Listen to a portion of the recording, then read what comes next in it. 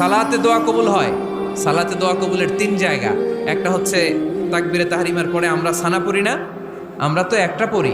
আল্লাহর হাবিব সুন্নাহ এবং নফল নামাজে আরো পড়তেন সানা, ওই দোয়া কবুল হয়। 2 নম্বর জায়গা সালাতে সেজদায় পড়ে দোয়া করলে কবুল হয়। আকরাবু মা ইয়াকুনুল আবদু মির রাব্বিহি ওয়া হুয়া সাজিদ ফাকসিরু ফিহি দুআ। বান্দা যখন সেজদায় লুটিয়ে পড়ে, বান্দা আল্লাহর সবচেয়ে কাছে চলে যায়। তা কিন্তু বিশ্বনবী বলে, সেজদাটা তোমার রবের কুদরতি পায়ের উপরে পড়েছে। সেজদায় পড়ে দোয়া করেন।